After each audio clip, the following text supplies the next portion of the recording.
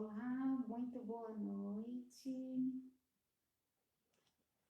Que bom estarmos aqui mais uma vez, juntos, unindo os nossos pensamentos. Boa noite, Silvani. Boa noite, Gisele. Francisco, boa noite. Que bom estarmos aqui de novo, né? E juntos podermos buscar algum entendimento sobre os ensinamentos do Cristo. Então, hoje a gente dá continuidade ao estudo do capítulo 7 do Evangelho segundo o Espiritismo. Na segunda-feira nós falamos sobre este capítulo e hoje nós estamos aqui mais algum tempinho juntos para podermos aprofundar um pouco, se vocês tiverem alguma dúvida, que a gente possa conversar, tirar as dúvidas, né? Então vamos lá. O capítulo 7 é Bem-aventurados os pobres de espírito, né? É uma fala de Jesus. Então, bem-aventurados, né? Mais ou menos 80% do Evangelho segundo o Espiritismo é baseado no Sermão da Montanha, né? O Sermão da Montanha era os discursos, né? As pregações que Jesus fazia naquela época, onde ele reunia a multidão de pessoas e geralmente num terreno assim montanhoso, uma colina, né, onde as pessoas podiam se acomodar de uma maneira que ele conseguisse falar com o máximo de pessoas que ali se reuniam, né?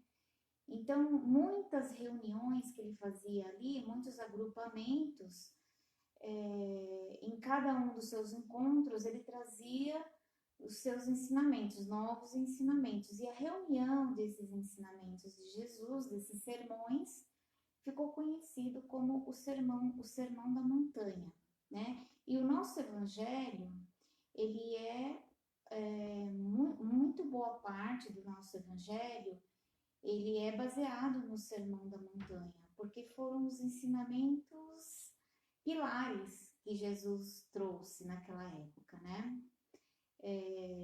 Grandes nomes da nossa história já citaram o Sermão da Montanha como um ícone, né? Por exemplo, Mahatma Gandhi, que nem era cristão, ele era hindu, né? Ele era um indiano. Ele falou o seguinte, que o Sermão da Montanha é a mais bela página da humanidade. Por si só, preservaria os patrimônios espirituais humanos, ainda que se perdessem os livros sagrados de todas as religiões. Então ele está falando assim, que mesmo que se extinguissem de um dia para o outro todas as escrituras, todos os livros sagrados que falam sobre Deus, ainda assim, somente com os ensinamentos do Sermão da Montanha, a humanidade estaria salva, né? Todos os ensinamentos do Cristo estariam salvos através do Sermão da Montanha, né? O Sermão da Montanha perpetuou as verdades trazidas por Jesus. Então, daí a sua importância, né?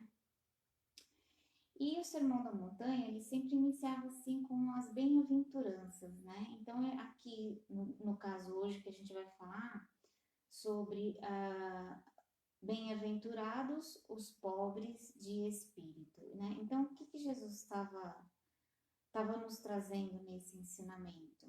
Existe sim, como já foi falado na segunda-feira, existe uma diferença de interpretação por causa da época, né? Naquela época eles tinham uma realidade, hoje nós temos outras. E também a tradução, né, através dos tempos, né, Jesus falava numa outra língua, então a cada tradução, às vezes existe uma divergência de palavras, né? Então, quando ele fala assim que bem-aventurados, o que é bem-aventurado, né? O que significa bem-aventurados? Nós podemos substituir bem-aventurados por felizes, né? Então, são felizes os pobres de espírito. como foi falado na segunda-feira, quando a gente se desentende com uma pessoa, né? Quando a gente acha que uma pessoa não foi muito sensível na sua colocação, nas suas atitudes, a gente fala assim que é uma pessoa pobre de espírito, né? Quando nós julgamos que a pessoa não está de acordo com aquilo que nós acreditamos, nós falamos, que pessoa pobre de espírito. Mas aqui nesse contexto, né, que Jesus colocou aqui, é bem diferente a compreensão que nós devemos ter, né? Quando ele fala pobres de espírito, é, é quando nós nos colocamos simples, quando nós nos esvaziamos das nossas más virtudes, dos nossos maus sentimentos. Por exemplo, quando nós nos desfazemos do nosso egoísmo, por exemplo, né? Então, quer dizer que é pobre, que é pouco dos atributos, né? Que nos fazem mal, que nos caracteriza como mal mesmo, né? Então, serão felizes aqueles que se esvaziarem do seu ego, por exemplo. Né? Quando nós temos um ego muito inflado, quando nós damos muito ibope para o nosso ego, nós vamos, né, crescendo, nós vamos nos considerando melhores, né? Melhor que o outro. Então, é disso que nós devemos nos esvaziar, né? É nesse sentido que ele fala pobre de espírito, aquele que se esvazia, aquele que se coloca pequeno, simples, como uma criança, por exemplo, né? Que a criança, ela não tem como se achar acima, por exemplo, dos seus pais, né? Ela entende, a criança entende e ela vê nos seus pais os seus heróis, né? Os seus deuses, os pais são os deuses para a criança. Então ela sabe qual é o lugar dele. Ela se mantém, ela sabe qual é o lugar dela, a criança. Ela se mantém na simplicidade e na pureza de coração. E é isso que Jesus vem nos dizer, que nós devemos ser como uma criança, né? Simples e puro de coração. Então, estes serão os felizes, estes serão os bem-aventurados que entrarão no reino dos céus. Outra palavrinha que nós podemos entender aqui é o orgulho, né? O orgulhoso. Porque este capítulo é disso que ele vem falar. Porque quando nós precisamos nos esvaziar de nós mesmos, né? De todas as nossas tranqueiras, de todos os nossos equívocos internos, nós precisamos, nós podemos fazer uma grande comparação entre o orgulho e a humildade, né? Porque o orgulho, ele é a chave de muitos dos males que nós temos. E a humildade é o oposto, né? Quando nós nos esvaziamos, quando nós eliminamos o orgulho, nós temos aí uma pessoa humilde, né? O que nós entendemos por humildade? Estamos acostumados a ver uma pessoa trajando uma vestimenta simples, né? Uma pessoa de aparência muito simples, nós dizemos que aquela pessoa é humilde. E nem sempre é assim, né? Nós precisamos entender o verdadeiro sentido da palavra humilde. Humildade é aquilo que está dentro de nós e não aquilo que nós aparentamos externamente. Poderíamos até fazer esta ligação, né? Uma pessoa humilde, por exemplo, ela não dá muito, ela não exacerba, ela não tem muita vaidade. Vamos dizer assim, uma pessoa humilde não tem muita vaidade.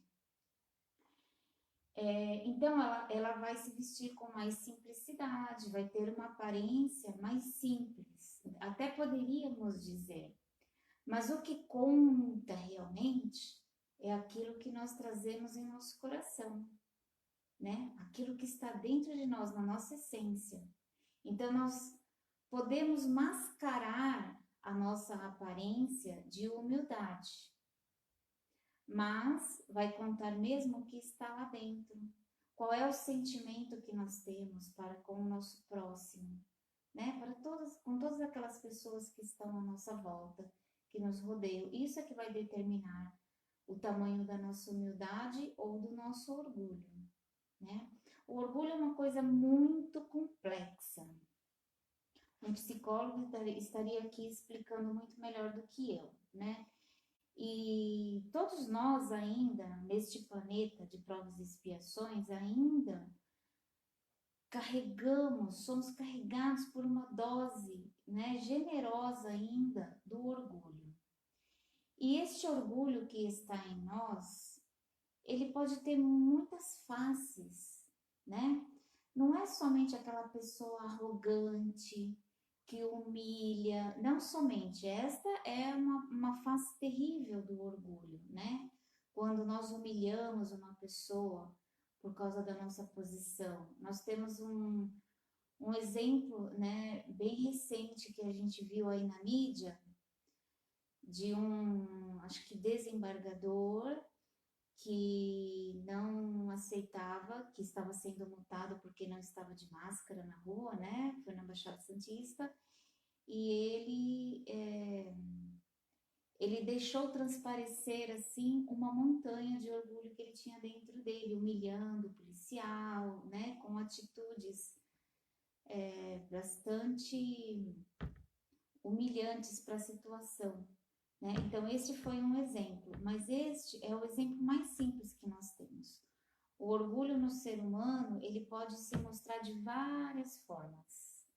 Né? Por exemplo, este caso onde a pessoa se acha superior, ou porque ela estudou muito, ou porque ela tem uma bela colocação profissional, ou porque ela tem muito dinheiro, né? Então ela acha que ela é melhor do que o outro. Mas às vezes a pessoa não tem nada disso, não tem uma boa posição, não tem um emprego bacana, né? Uma boa colocação profissional, às vezes ela nem tem tanto dinheiro, mas ela consegue ser orgulhosa de outras formas, né? Por exemplo, uma pessoa que não consegue reconhecer as suas falhas, que não consegue reconhecer quando erra, mesmo alguém apontando o erro dela, ela não consegue reconhecer. Isso é uma forma de orgulho. Mesmo que ela não extravase, mesmo que ela não humilhe ninguém, o fato dela não reconhecer está demonstrando claramente o tamanho do seu orgulho, né? Quando nós julgamos uma pessoa e nós nos sentimos no direito de falar mal daquela pessoa, às vezes não é nem de falar mal, é de falar daquela pessoa, né? E isso também demonstra que quando eu me acho no direito de falar do outro, é porque eu me sinto melhor do que o outro, né? Isso é uma forma de orgulho.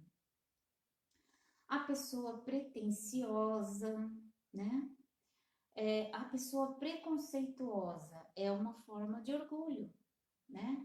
Porque quando ela não aceita o outro,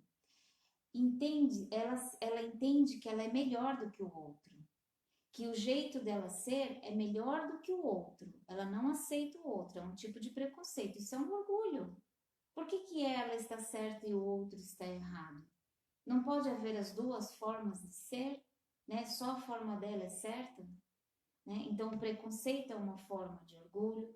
A falta de paciência também é uma demonstração de pessoa orgulhosa, quando nós não temos paciência com o outro, seja por que motivo for. O outro tem a maneira de ser, o jeito de entender, tem o seu conteúdo e absorve a vida da forma dele. Se eu não tenho paciência com as atitudes dele, com as resoluções dele, com as ideias dele, eu sou uma pessoa orgulhosa, porque eu estou achando que eu sou o melhor, né? Nós sempre caímos nessa. Eu entendo que eu sou o melhor, eu entendo que eu sou o certo, né? Quando na verdade não existe certo, né? Existe uma infinidade de formas, além da nossa forma de ser, né? A timidez é uma forma também de orgulho, né? O tímido não é uma coisa boa. A pessoa tímida, e muitos de nós temos a timidez e não assumimos, né? Em menor ou maior grau. Tem aquele tímido assim extremo que não abre a boca, né? Mas em algum nível nós podemos ter também a nossa timidez.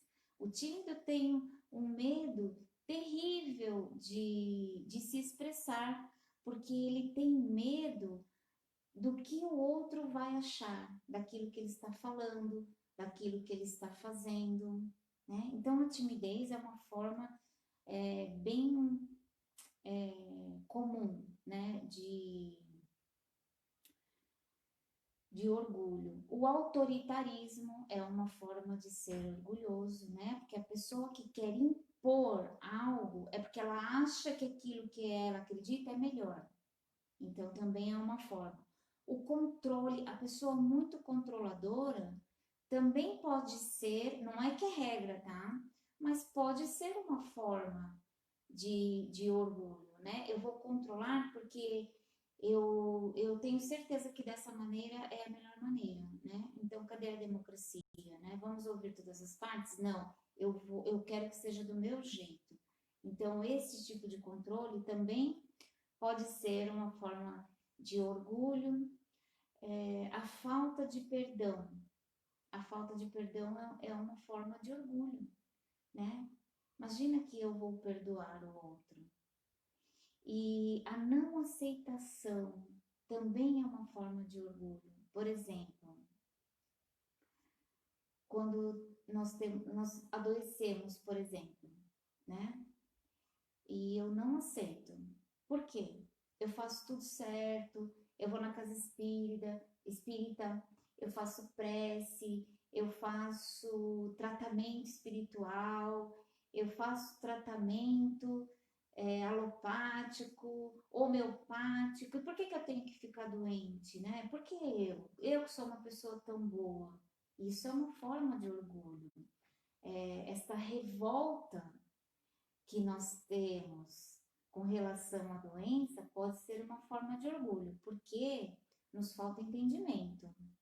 Porque nós devemos entender que a doença, nós somos responsáveis pelas nossas doenças. De alguma forma, nós criamos esta doença, seja nesta vida, seja através dos nossos padrões de pensamento, seja por nosso desequilíbrio emocional, seja pelos excessos que nós praticamos, né? Excesso de alimentação, excesso de exercício físico, excesso de comida que não nos faz bem, né? Então nós provocamos a nossa doença e, inclusive, quando esta doença é expiatória, né? Existem algumas doenças que nós trazemos como expiação, que nós precisamos passar por esta doença, porque ela está vindo para nos ensinar, para nos mostrar algo, para expurgar um karma, né? Algo assim que nós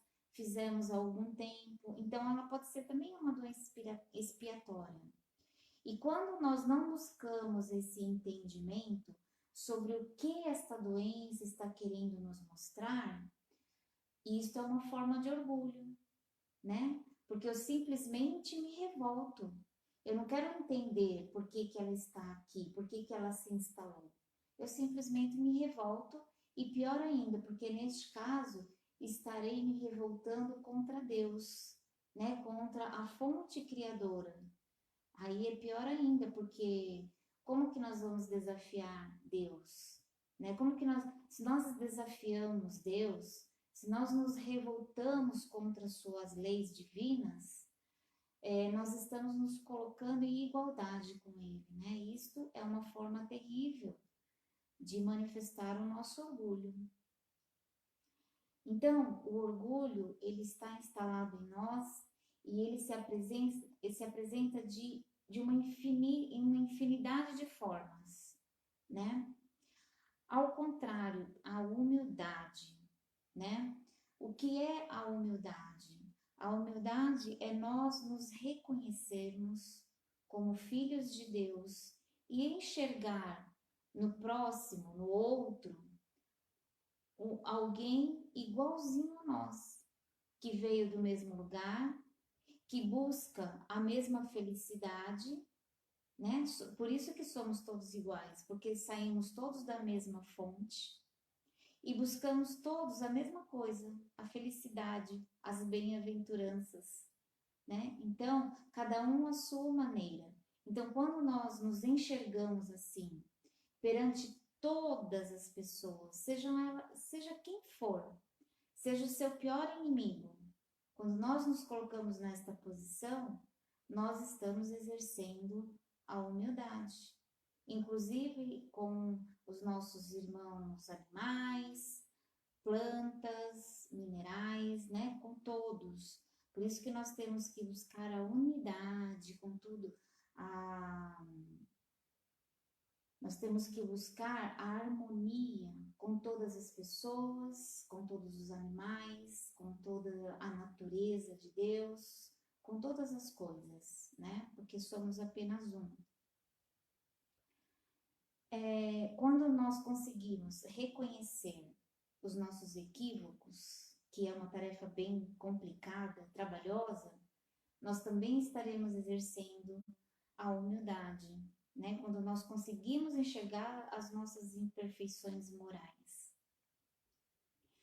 E principalmente quando nós conseguimos realizar o auto-perdão, aí é uma grande lição de humildade, né? Estaremos realizando uma grande lição quando nós conseguimos fazer o auto-perdão.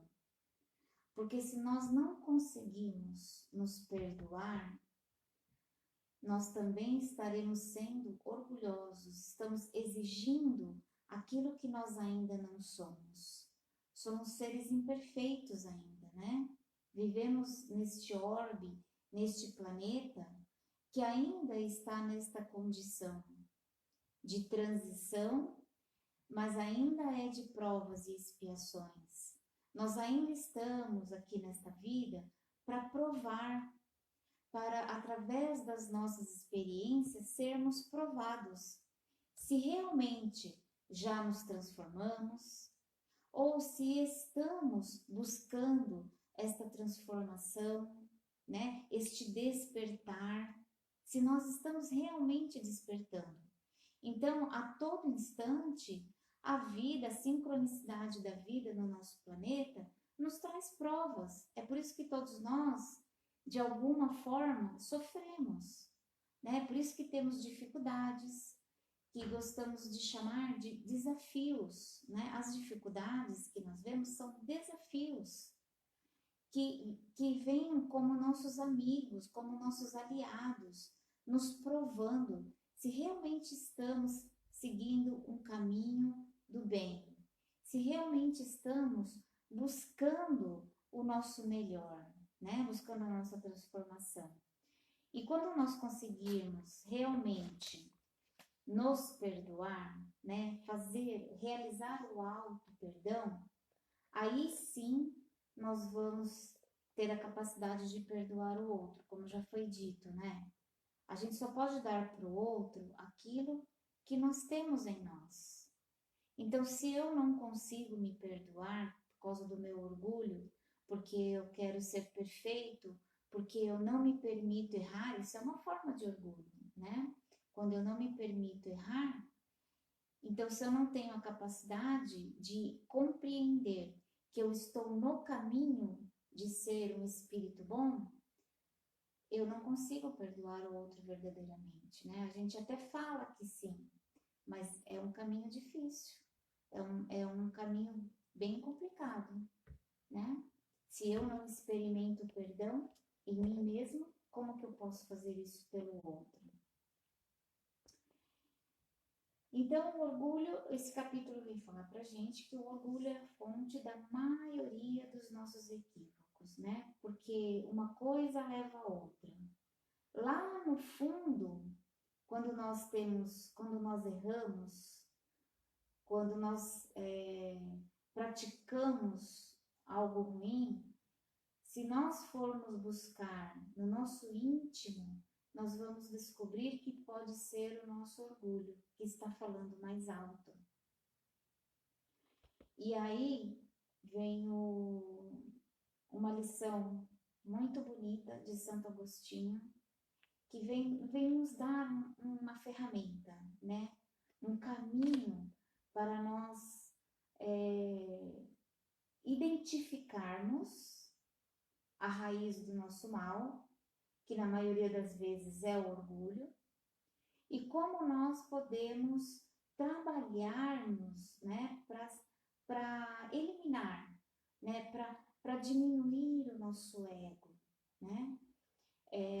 Então, Santo Agostinho, ele fala assim, ele nos indica uma reflexão diária, né? Como que nós vamos saber, né, se é o nosso orgulho que está falando por nós, né?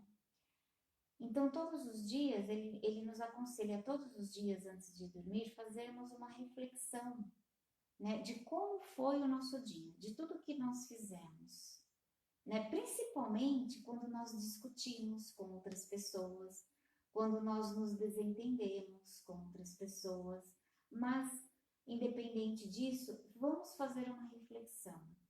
Tudo que eu fiz durante o meu dia foi bom para mim? Foi bom para o outro, para aquelas pessoas que convivem comigo? Eu fiz tudo aquilo que eu poderia ter feito de bom?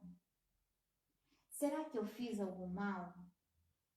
Será que eu poderia ter deixado de fazer alguma coisa para não fazer o mal para alguém? Então nós temos que formular assim algumas questões todos os dias antes de dormir, né? Desde a hora que a gente acorda, vamos fazendo assim um filme na nossa tela mental e buscando, né, as nossas tarefas diárias, né, no meu trabalho, com os meus colegas de trabalho. Será que as minhas palavras foram palavras de compreensão, palavras de otimismo, palavras de alegria? Ou será que eu fui áspero na maneira de falar com as pessoas? Será que os meus ouvidos serviram de acalento para alguém? Será que o meu colega de trabalho, ou será que o meu filho, ou a minha mãe, ou a minha amiga, será que ela não precisava ser ouvido nesse dia? Será que eu fiz isso? Então vamos fazendo esta reflexão todos os dias antes de se deitar, pedindo aos nossos mentores, aos nossos anjos da guarda, que estejam conosco, que nos auxiliem, que nos tragam, através da inspiração, boas ideias, para que no dia seguinte nós possamos fazer diferente, nós possamos fazer melhor, né? Porque você fazendo essa reflexão passo a passo do seu dia, em algum momento, né, tem que ser assim uma rotina. Até, até marcar, né? Numa folhinha, num caderno, pega um diário e faça um diário, né? Do que você fez no dia, de como foi os seus relacionamentos, né? Porque as nossas maiores provas estão nos nossos relacionamentos, né? Como nos relacionamos com as pessoas. E todas as pessoas com quem nos relacionamos, elas, elas são as pessoas certas para o nosso momento, né? Para este momento, para esta encarnação, para aquilo que eu preciso aprender, para aquilo que eu preciso trocar, né? Algumas pessoas estão na nossa caminhada porque vêm nos trazer ensinamento, Algumas pessoas nós vamos ensinar, é uma troca, né, que existe entre todos que estão nas nossas vidas. Desde aqueles que são muito próximos e vivem conosco, até aqueles que trabalham conosco, os amigos, a mocinha da padaria, todas as pessoas com quem nós convivemos estão no nosso círculo de convivência por um motivo. E com todas elas, nós devemos buscar uma forma mais amorosa de relacionamento, né? Mesmo que você não tenha muita afinidade com a pessoa, ou você não tem muita intimidade, mas nós devemos nos relacionar de uma forma cordial, né? Na maneira de falar, no cumprimentar, no ouvir, né? Então, é isso que nós devemos praticar. Então, anota lá, todo dia antes de dormir, faça a sua agenda, né? Anote tudo que aconteceu durante o dia. Isso vai ser legal porque vai exercitar a nossa memória e afastar o Alzheimer, né? Então, vamos marcar tudo que a gente fez, como foi, se poderia ter sido diferente, se poderia ter sido melhor. E daí em diante, né? Quando você acordar no dia seguinte, você vai fazer melhor, você vai se dispor a fazer diferente, a fazer um pouco melhor, né? Isso é legal, é um exercício ótimo, porque quando nós vamos detectando as nossas falhas nesse exercício, isso vai nos trazendo o autoconhecimento, né? E a chave da nossa reforma íntima é o autoconhecimento. Eu não posso transformar em mim aquilo que eu não reconheço que está errado, né? Se eu não reconhecer nada errado em mim, é porque eu já sou um ser perfeito e eu já nem deveria mais estar aqui, né? Com certeza, todos nós temos falhas, né? Nada está tão bom que não possa melhorar ainda em nós, né? Então, às vezes está bom, mas pode ser melhor. Esse é o objetivo da nossa vida, ser cada vez melhor, né? Então, quando nós buscamos o autoconhecimento, nós estamos abrindo a porta para a nossa reforma íntima, para a nossa transformação, para o nosso despertar, né? De repente você detecta lá uma coisinha que você poderia ter feito diferente, aí você vai mais a fundo e você percebe que você tem uma falha moral ali e que pode ser resolvida. E como que nós resolvemos as nossas falhas morais? Através do conhecimento, né? Buscando o conhecimento. Autoconhecimento é me conhecer, é saber quem eu sou de verdade, como que eu penso, como que eu sinto, em que eu acredito, né? Esse é o autoconhecimento que nós devemos questionar o tempo todo e buscar. E o conhecimento é, por exemplo, conhecendo as escrituras, né? Por exemplo, Allan Kardec tem pelo menos 17 livros escritos, né? Os principais são 5. E quantos livros você já leu? Dos 17.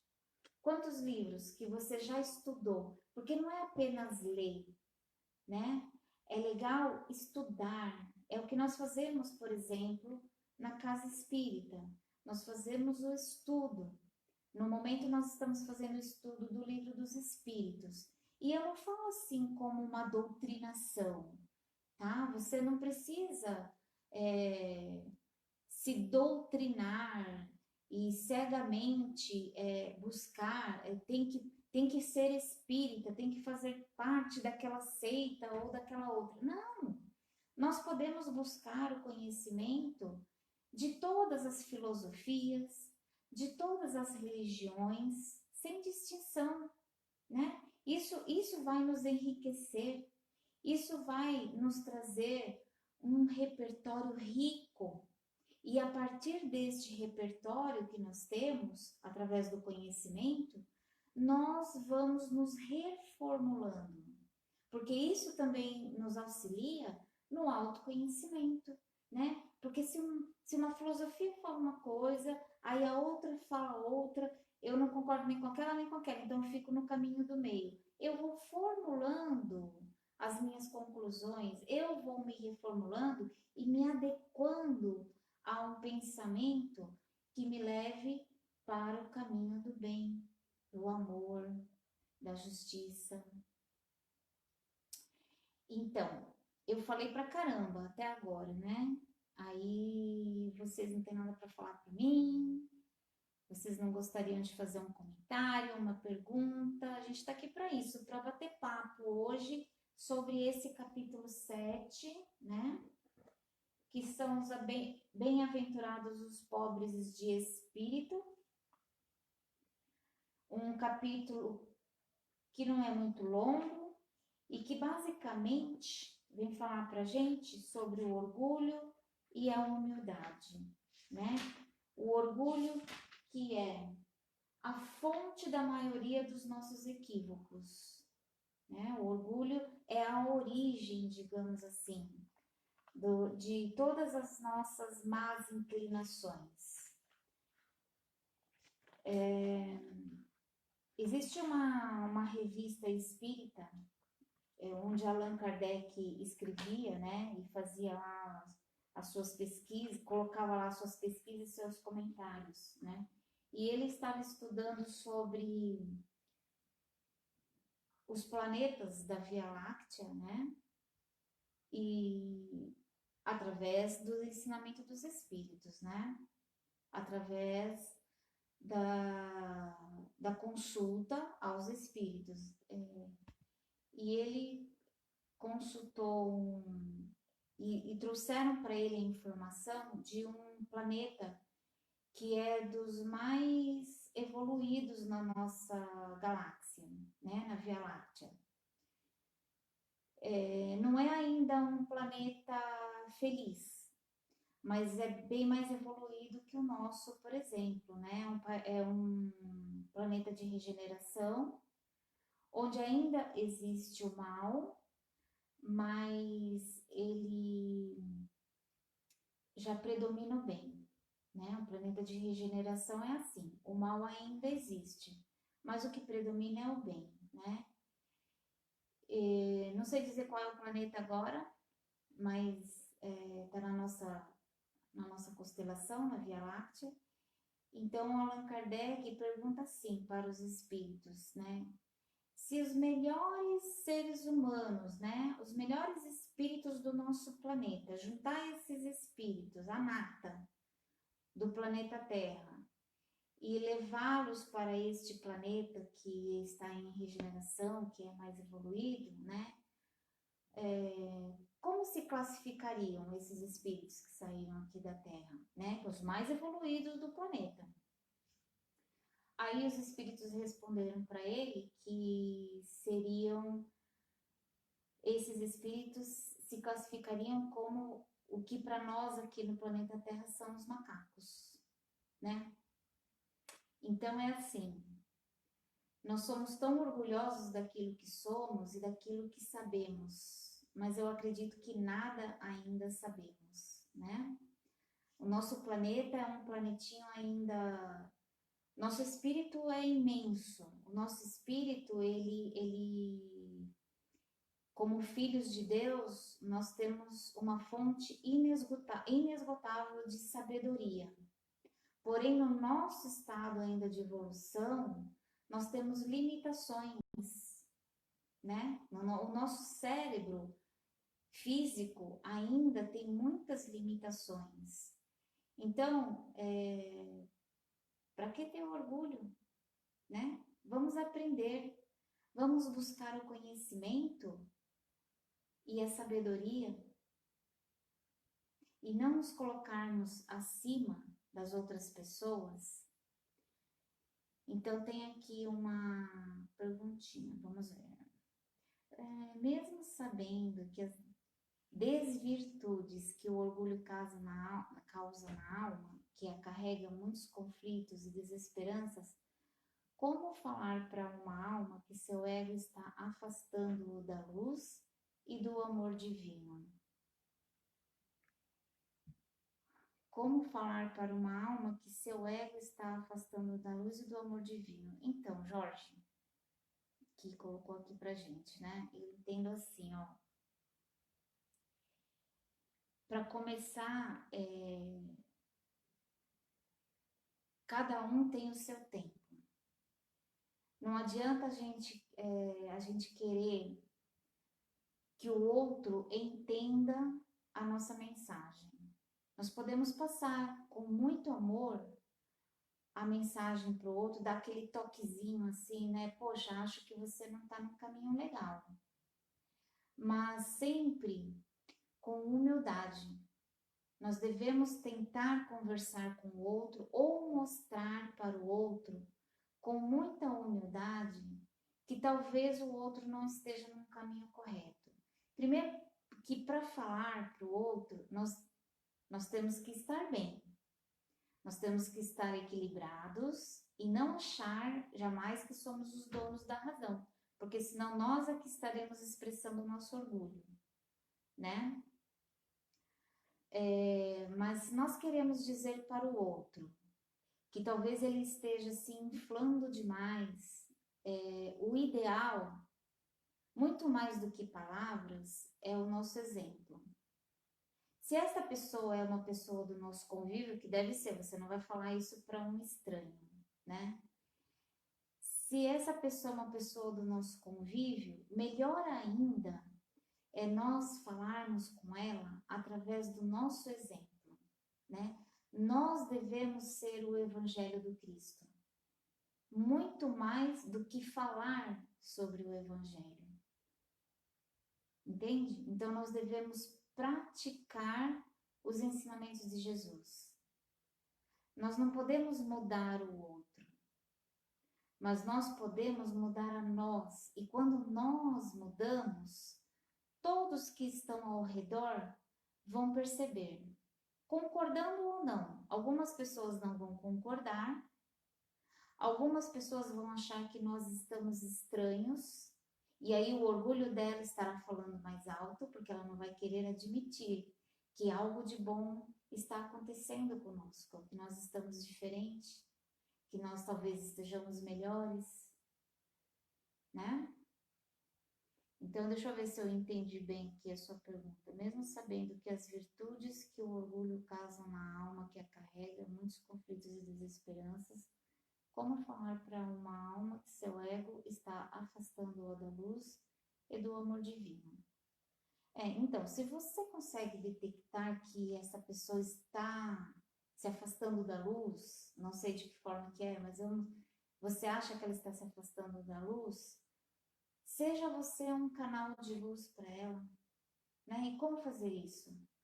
Com amor, com sabedoria, sem bater de frente, entende? Sem impor as suas ideias, né? De repente é uma pessoa resistente, porque se ela está com o ego inflado, provavelmente é uma pessoa resistente às suas palavras, aos seus conselhos. Então você faz assim, você senta perto dela e abre um livro. E fica lá lendo o livro. Deixe ela ver que você está se instruindo, né? Coloca um livro na cabeceira dela, por engano, perto das coisas dela, por engano. Faça o evangelho no lar, se for uma pessoa muito próxima que convive com você na sua casa, um familiar, faça o evangelho, convide-a sempre para que ela também faça. Porque o evangelho no lar faz isso pela gente. De gota em gota, né? Porque é uma vez por semana, de gota em gota, ele nos traz instruções, mexe com a gente, mesmo sem perceber, mesmo sem a gente perceber, ele começa a mexer com a gente lá no fundo. E aos pouquinhos esta pessoa vai vindo de volta para a luz. porque o Evangelho é luz, né? São palavras divinas. Mas principalmente o que eu penso é que assim, o melhor de tudo, se essa pessoa, principalmente se essa pessoa não te dá abertura para falar, é você demonstrar através do exemplo, né? É você fazendo coisas boas, é você falando sobre coisas boas, é você transformando os seus hábitos, né? Comece a mudar de hábitos, né? A praticar hábitos mais saudáveis. E tudo isso, todas essas mudanças, pequenas mudanças que você vai fazendo em você, o outro vai percebendo. Por exemplo, às vezes você tem um amigo ou uma amiga que toda vez que se encontra, gosta de falar do outro, gosta de ficar comentando da vida dos outros. Então, percebeu isso? Muda de hábito. Toda vez que você encontrar aquela pessoa, você não dá corda para falar do outro. Fale de coisas amenas. Fale da vida, fale do tempo, fale do frio, do calor, não importa. Fale de coisas, de amenidades. E vai desfazendo aquele hábito de falar dos outros, de comentar da vida alheia, né? Ou a pessoa às vezes te encontra e ela gosta de falar de todas as doenças que ela tem.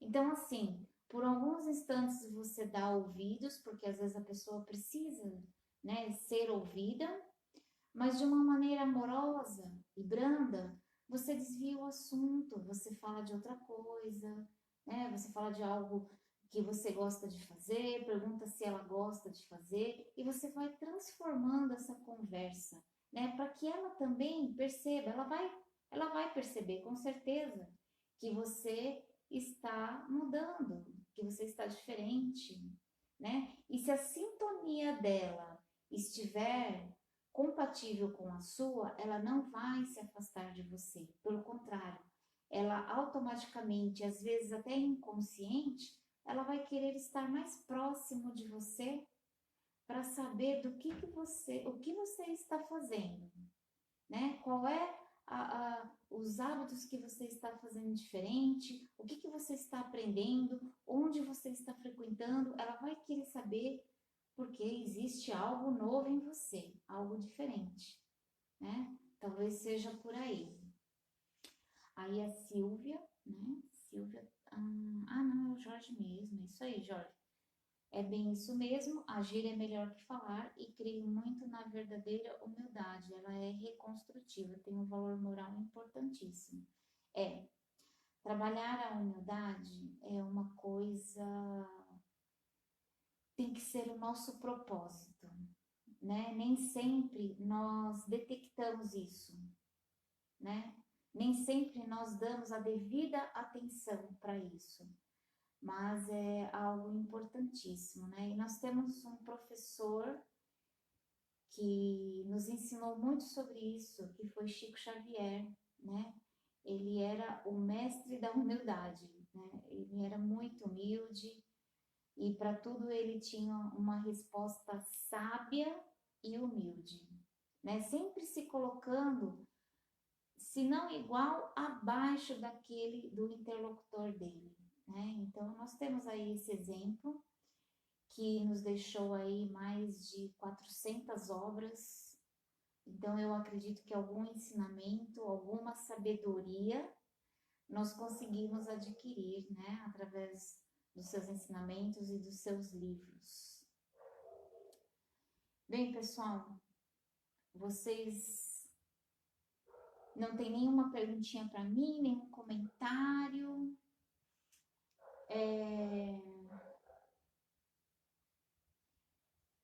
Então, eu só vou falar uma conclusão aqui para vocês, né? Como é importante nós trabalharmos no sentido de eliminar o nosso orgulho, né?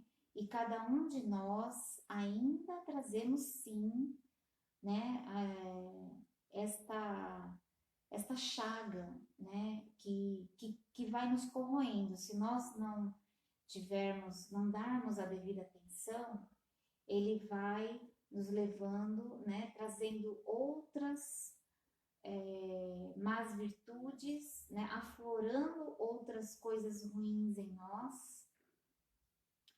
Então é importantíssimo nós prestarmos atenção e fazermos aquele exercício de questionamento, né, sobre nós mesmos. O orgulho é uma chaga terrível e se nós não cuidarmos dele, o que vai acontecer? Nós vamos transpor a barreira além-vida, ou seja, nós vamos passar para outra dimensão, desencarnar, levando isso aqui que nós somos, né? Tudo que nós somos hoje, nós vamos ser também do lado de lá. Nós vamos acordar na outra dimensão exatamente como somos hoje. Todas as nossas crenças, nós vamos levar conosco, né? Se nós não buscarmos o mínimo de conhecimento sobre quem nós somos, sobre a nossa porção espiritual, porque acima de tudo, acima da nossa matéria, acima das nossas conquistas, das nossas realizações nesta vida, nós somos um ser espiritual e nós vamos regressar para nossa pátria espiritual, sabendo ou não o que existe lá.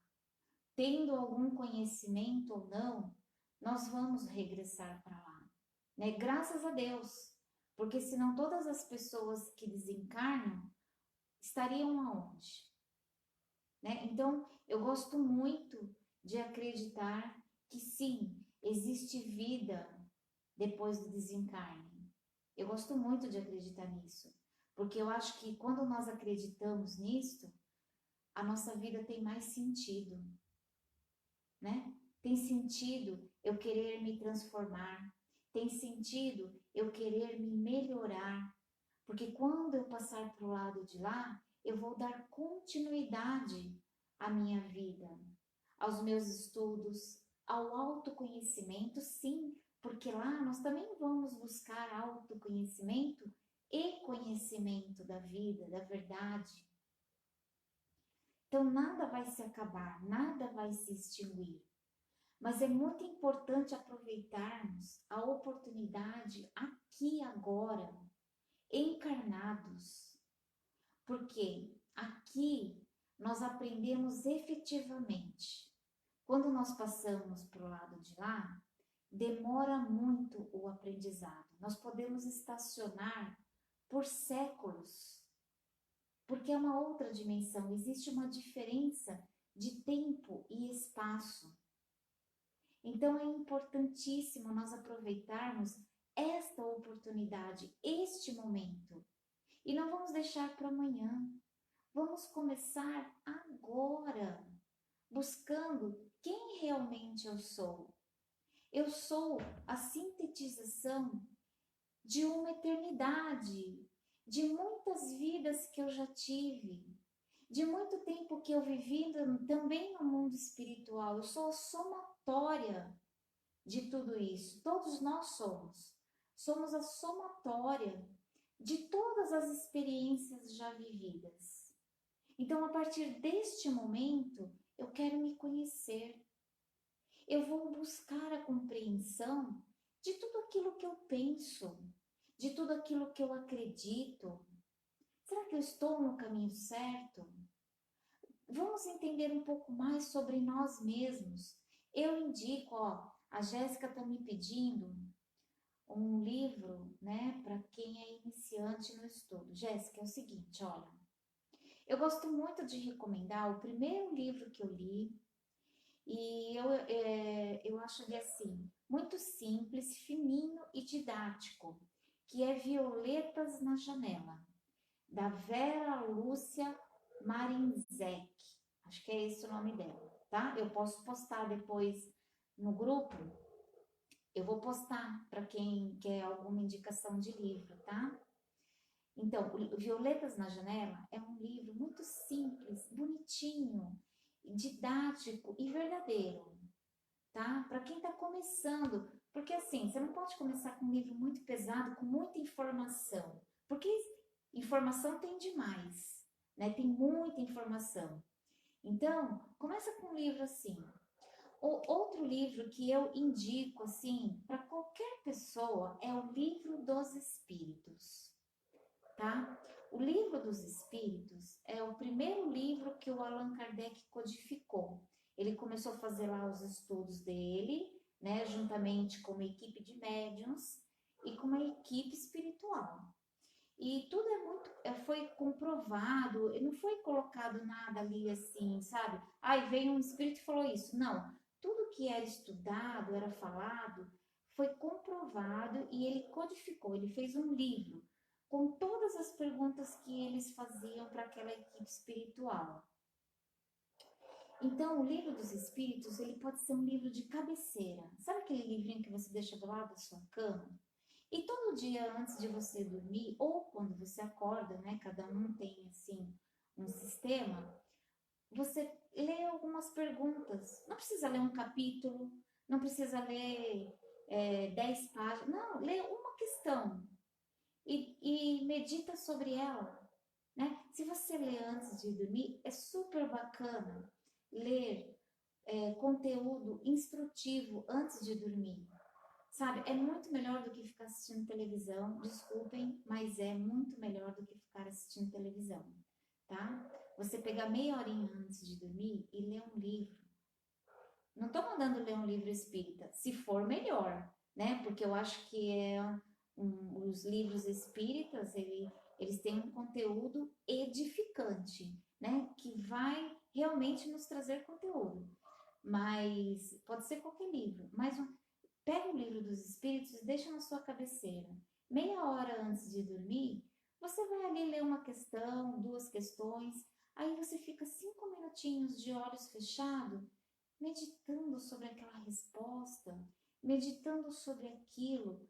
Pense em você, faz uma ligação entre você e aquela questão, entendeu? Isso é fazer um estudo do Livro dos Espíritos. É muito bacana. O Livro dos Espíritos também é muito simples de entender, tá? E ele traz, assim, mais de 1000 questões referentes à constituição do nosso planeta, né? Ele vem nos falar sobre Deus, sobre a nossa constituição espiritual, o que é um espírito, como se comporta o espírito, o que é a reencarnação, e assim vai. É conteúdo demais no Livro dos Espíritos.